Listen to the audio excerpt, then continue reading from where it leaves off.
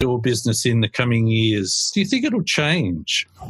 I think business is all about change. It's always evolving. I think you start with one thing and then you just have to, again, follow the demand of the market. You need to learn and evolve, because if you get stuck on one thing, you might have an idea of what works, but the market will tell you very quickly what works and what doesn't.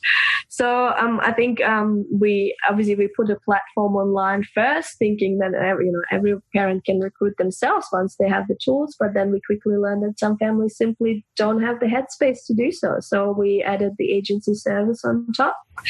And then we had families approaching us and saying, could you actually help us with elderly care instead as au pairs? So we started putting feelers in the market and asked au pairs if they have any experience in the aged care, because at the end of the day, it's still a cultural exchange, right? You live with the family, you experience the culture, you help them out.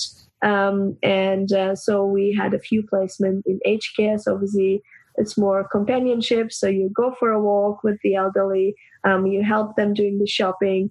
Again, depending on how handicapped they are, how much help they need, it might be help with toileting and shower, etc., etc. So we are now expanding into aged care as well with our business, and we are looking to expand into NDIS as well. So obviously disability care. So I can see in a couple of years that we will be a provider of in-home care, but again, flexible in-home care. Whether it be in au pair space or maybe a bit broader, I can't tell.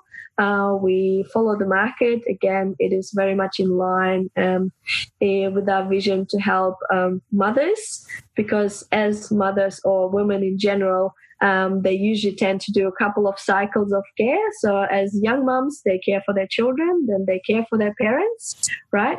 Then they care for their children's children, and then they care for their partners. And those are all the years that they are busy caring, that they are not actually doing work for themselves to pay into their super, or also they're out of the workforce.